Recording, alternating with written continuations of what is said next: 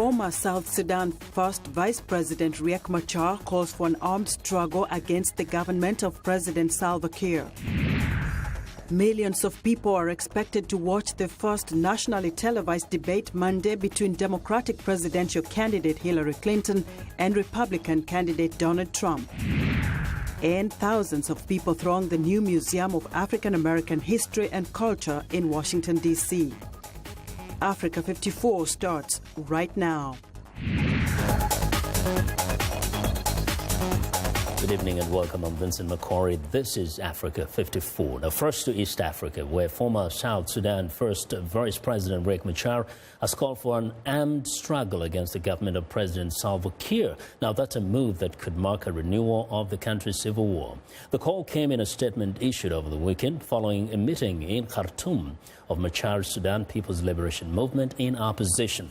Stephen Parkour, a senior member of the SPLM-IO political bureau, said the call is in reaction to the Juba's government's repeated attacks on SPLM-IO positions. Now, political rivalry between Kiir and Machar sparked a civil war in 2013, killing hundreds and sending an estimated 1 million people fleeing to neighboring countries. Although the pair signed a shaky peace deal a year ago, fighting has continued. Machar fled the country after the eruption of violence in July. He is now in Khartoum, Sudan.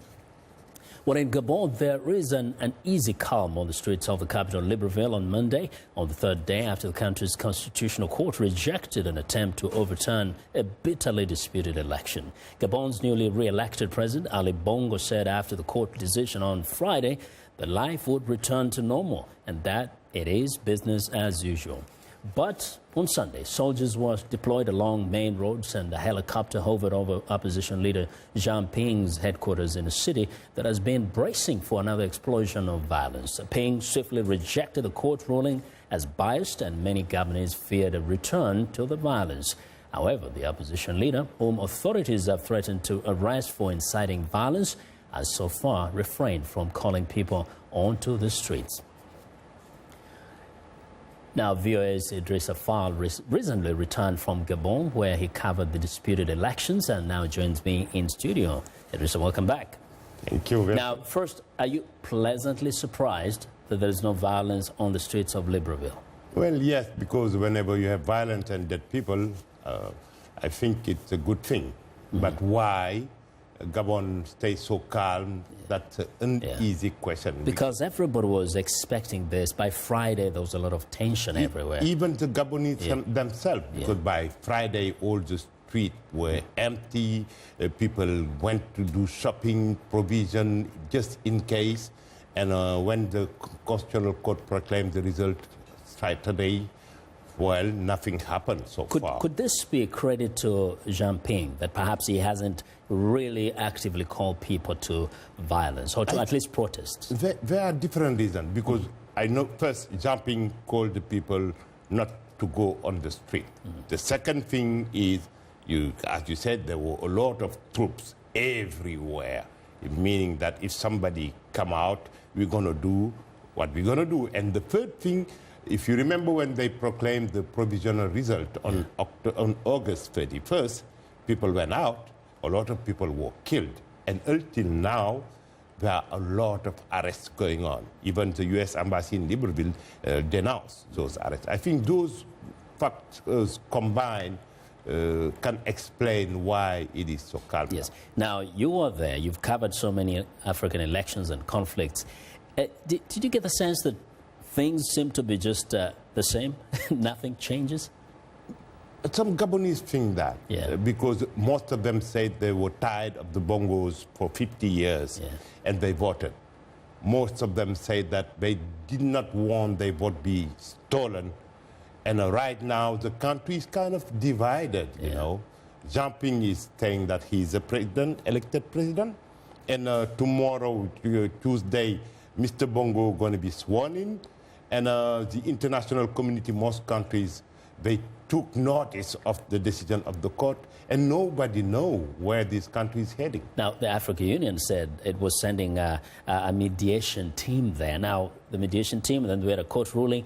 Does it have a role anymore? But you know, African Union is like a syndicate of old friends. Exactly. They never even criticize what's going on in our own country. Because in any case, they stamped those election results. It's headed by whom? Yeah. Mr. Idris Deby Itno, he was elected, and everybody in Kinshasa, in Chad, in contesting his re-election. So that's Africa.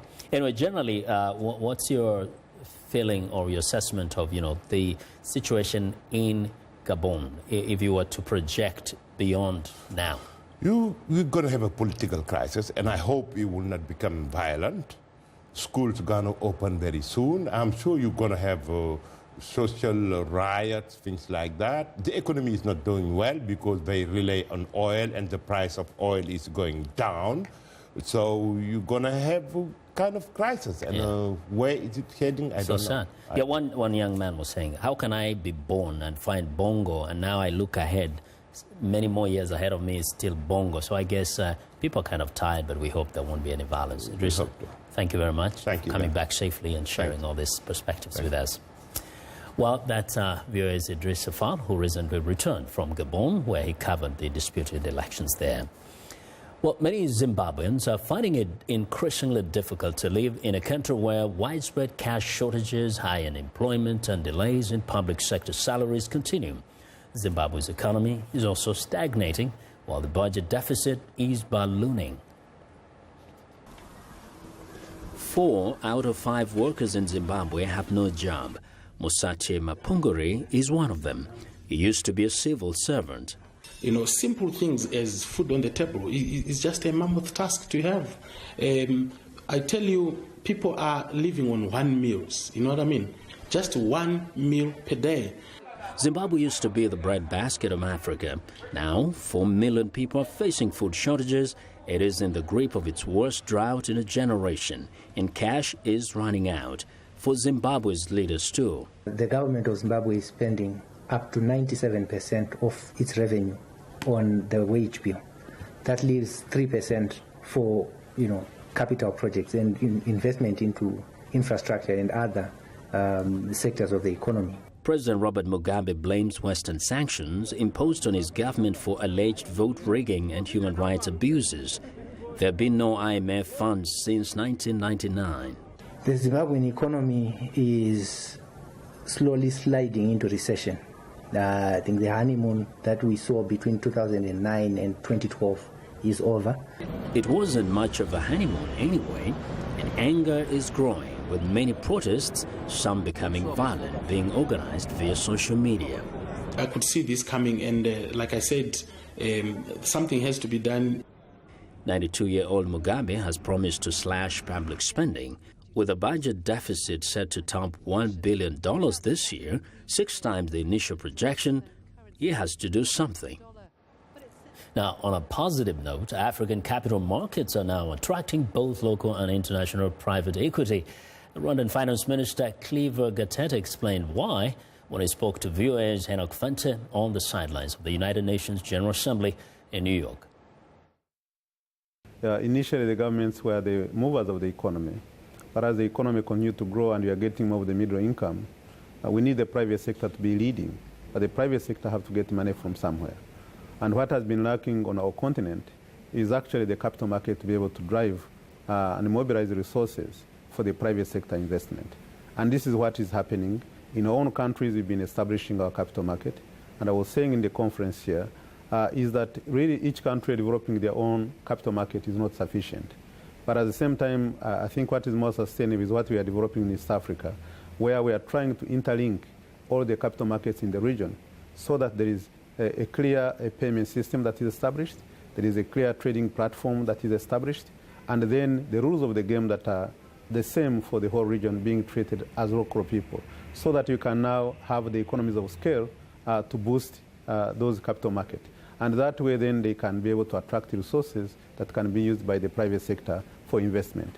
That's a challenge that we are developing together. We are developing the skills that are needed for the capital market, not as developed as the Western world, but this is why we are investing heavily into the skills, into the incentives to attract people who are establishing the products, into the funds who are coming to invest, especially the private equity funds, into our development process. And how could that integration take place? I know we're comparing apples and oranges here, but trade, intra-African trade, is at a minimum about 10%. How is the financial sector any different in that regard in terms of integrating the financial sector? Actually, there is progress that is being made. Indeed, that's how it was. But if I take the example of East African community, where we are creating one market, where we are creating one customs union that is happening, and also we are creating a monetary union within the East Africa, it's in the protocol, and we are now integrating them. Meaning that actually we are harmonizing all the rules and regulations for the banking system, for the pension, for the insurance, for the capital market. We are now harmonizing together and also providing the similar incentives within the East African community.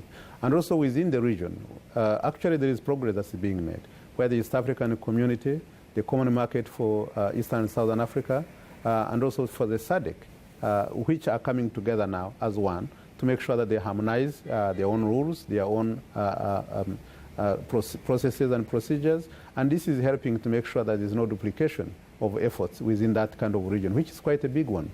So I can say that the leaders in our region are really leading by example in terms of realizing the importance of integration. Indeed, intra-African trade is around 12% compared to, of course, how we trade elsewhere.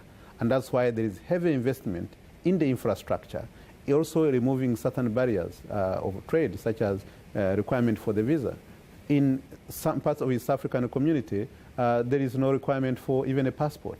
You just use your ID card. To have removed all the roaming charges.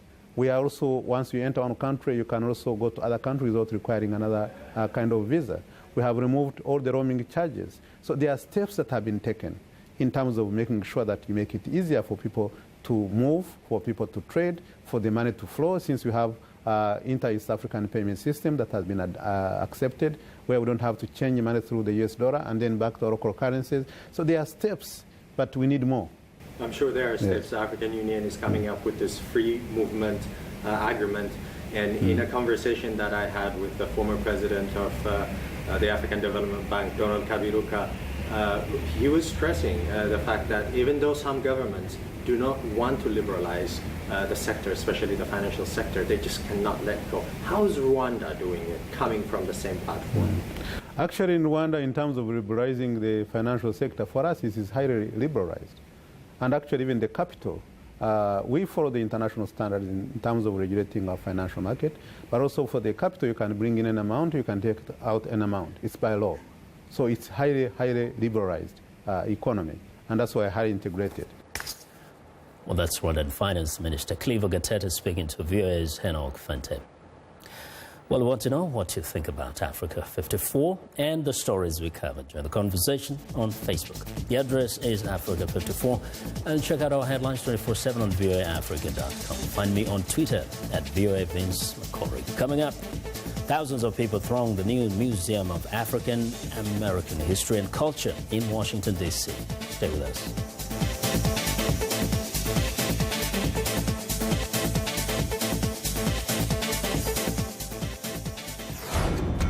This is BizBeat. Rosé wine is blushing in business. We're talking almost 3 billion bottles of rosé have been produced in the world in the last year, most of it in France and in the United States.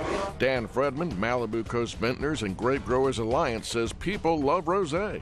People love it. It's easy to drink. The Nielsen data agency says rosé wine sales this year in the U.S. shot up 39% compared to 2015, and wine drinker Lamore Galler says the pink is versatile enough to mix with ice. Rosé makes me feel happy. It's light, it's crisp. I love the bubbles. A fourth of those drinking rosé today range from 21 to 35 years old, but overall rosé exports to the U.S. are up nearly 60% this year. Winery owner Ron Simler explains how it happened. The American public has finally decided that it's okay to drink rosé, and they probably got their hint from the French. Cheers. From VOA's BizBeat, I'm Philip Alexio.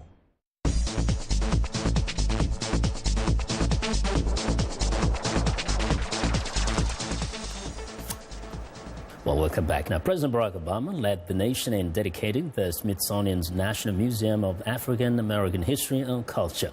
Tens of thousands of people gathered on the National Mall in Washington on Saturday as the new $540 million museum opened its doors to the public. VOA's Chris Simpkins has more on the museum and those who made the journey to be among the first to see it. Let us now open this museum to the world. It's America's newest museum, and it's fitting that the country's first black president dedicated it. But what this museum does show us is that even in the face of oppression, even in the face of unimaginable difficulty, America has moved forward. And so this museum provides context for the debates of our times. Ringing a bell that hung in a church built by slaves and free blacks, Obama officially opened the National Museum of African American History and Culture in Washington. It was a celebration for thousands who journeyed to the nation's capital to be among the first to see the museum. The depiction that they used, from the chronological approach that they used, was exceptional.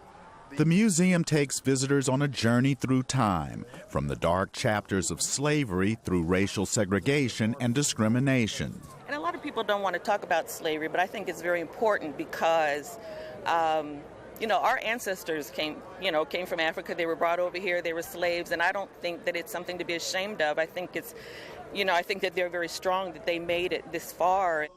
Many items in the museum are priceless heirlooms from family collections. The collections tell the stories not just of famous people, but also those of ordinary people determined to make their lives better, such as Alex Davis from Michigan, who participated in the civil rights demonstrations. I think the kids today need to know that there was a history that needed to be changed, and somebody had to do that. So it's like I tell my kids, I march so that you don't have to. People here say the museum will serve as a lasting showcase of the challenges African Americans have faced and how much they have contributed to the country's history. Chris Simpkins, VOA News, Washington.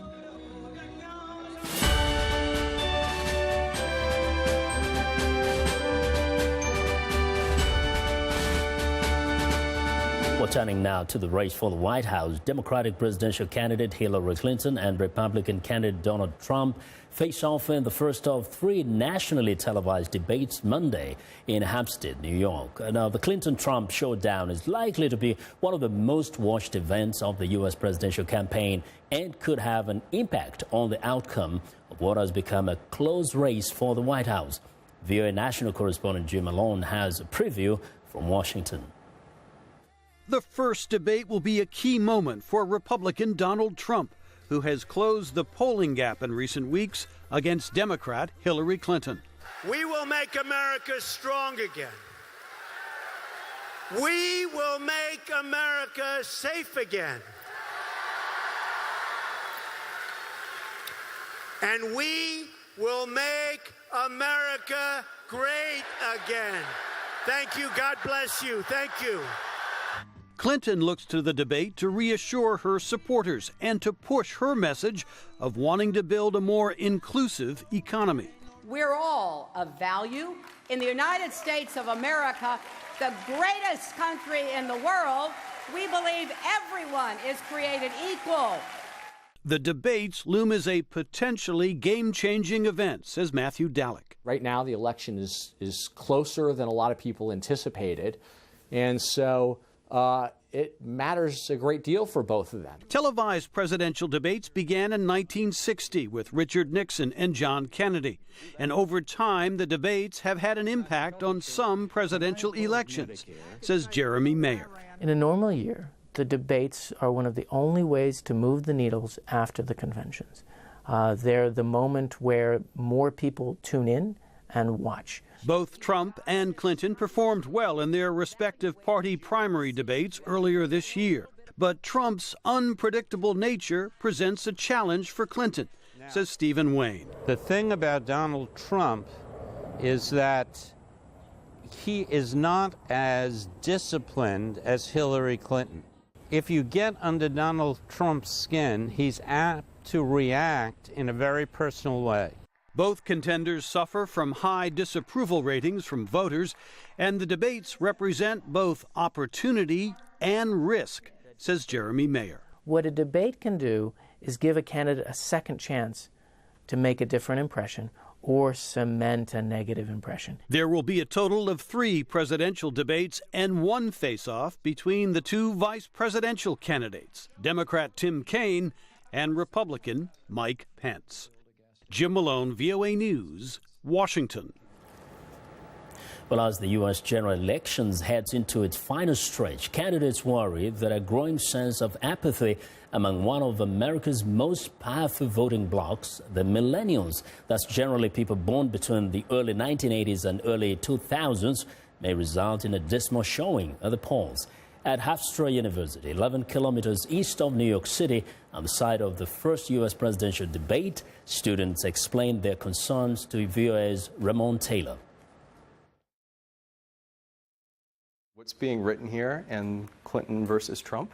Speak to any student in any classroom at Hofstra University, and they will explain the importance of this year's election. Because I see this as perhaps what could be the most stark choice in modern American history. So I think that we will see a lot of them going to the polls because they're so polar that you kind of have to pick one or the other. Across the Long Island, New York campus, the site of the first debate between the country's 2 major party candidates, Hillary Clinton and Donald Trump, the looming U.S. election hasn't generated so much political buzz since 2012, the last time the university hosted a presidential debate in a close contest. Yet that passion among many students here at Hofstra doesn't tell the whole story of millennial voters across campuses nationwide. Collectively, they represent a powerful voting bloc, but none of that really matters if they don't show up on Election Day. It's a credible fear among the candidates, particularly Hillary Clinton, who has seen her lead shrink to single digits in recent months among voters aged 18 to 34, and an increasing number who say they will either vote for a third-party candidate or stay home altogether. Honestly, people are going to the polls because they don't want a certain candidate to get it. That's just, there's no enthusiasm. It's I'm doing this so he doesn't or she doesn't get it. It's an issue that political science professors have grappled with over the course of the general election. Dr. Rosanna Parati says many students feel they haven't been listened to by either major party. They're more interested in the economy and what's going to happen for them and the health of the economy. They would like to see something done with the environment. They're tired of arguing whether or not global warming is man-made. It's just not beside the point for them. It's their world and they're going to inherit it. We're the future generation and future taxpayers. And so if we're not taken care of, then future generations might fail economically and probably socially too. With just 6 weeks to go, some undecided voters say their choice at this late stage is who to settle for. I am still undecided, which is tough because it is my first election and I was really hoping there was going to be a candidate that I'm super for, but there isn't. I kind of want to gamble to see what Trump would do, but the other part of me says I want to go with something certain. But I don't even know if that's certainty at this point either. During all 3 debates and down the final campaign stretch, those still waiting to make a decision will be looking not only for answers to the issues that affect them, but also the candidates' rhetoric and how they present themselves on the national stage. Ramon Taylor, VOA News, Hofstra University, Hempstead, New York. Well, it's time now for a short break. Still to come on Africa 54. Dehorning rhinos in South Africa to increase their survival rates. We'll be right back.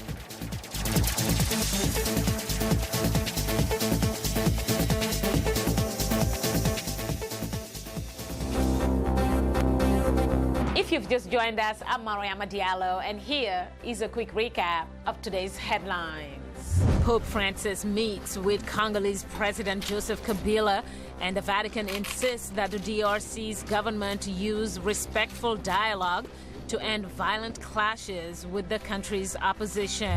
Former Islamic rebel Ahmad al-Faqi al-Mahdi, who admitted to destroying holy shrines in Timbuktu, faces a judgment from the International Criminal Court on Tuesday. Beauty pageant in Kampala aims to ease the stigma of people living with HIV. Finally, in South Africa, the great white shark population declining due to human interference, ocean pollution, and a limited gene pool. That's all for today. Thanks for watching. We'll see you next time. I am Sheikh Sali, host and senior editor of VOA's international call-in talk show, Straight Talk Africa. Today, we'll examine the tobacco industry. We pretty much touch on anything that you can think of. Politics, health issues, human rights issues, you name it, we talk about it. The issues that we discuss are pertinent to most people on the African continent. A very, very rare and unique opportunity to interact with their leaders.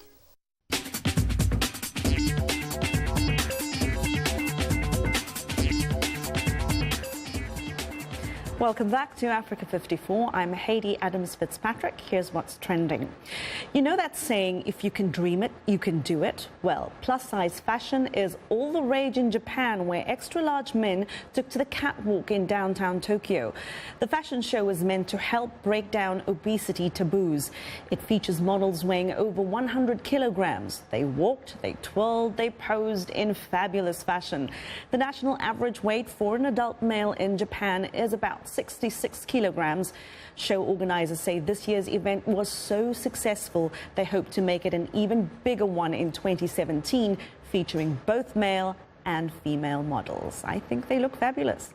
If you're looking to find the world's largest floating water park, look no further than the deserts of Dubai. The 2,700 square meter park has the capacity to hold up to 500 people. It's shaped in the new official logo of the city of Dubai. This floating water park is the latest addition to a long list of record-breaking and unique structures in the emirate. Dubai is home to the tallest building in the world, Burj Khalifa, an indoor ski slope at a local mall, the world's first 3D printed office building, and floating sea homes with underwater bedrooms that give you a view of the coral reefs. And finally, rhinos in South Africa are being dehorned with chainsaws at the country's national zoo. Now, before you get upset, zookeepers say it's meant to deter poachers. South Africa is a hotspot for poaching, driven by demand for rhino horns in Asia. The 5 rhinos at the National Zoo in Pretoria were at risk, so 2 years ago, the zoo decided to safely dehorn them. There are about 20,000 southern white rhinos left in the world. Most of them are found in South Africa. Dehorning is highly controversial, but the World Wildlife Federation says there's no evidence to suggest it's detrimental to the rhino. Analysis from reserves in Zimbabwe has shown it to actually increase survival rates. And that is, of course, what's trending today. Vincent, it's back to you. Well, thanks a lot, Haiti. That's our show for today. Now, be sure to watch Africa 54 on our website, voaafrica.com. For more news, tune in to VOA's evening radio show, Africa News Tonight at 800 UTC, and in the mornings to Daybreak Africa between 0300 and 0600 UTC, Monday through Friday. Thanks for watching from all of us here. Have a good night.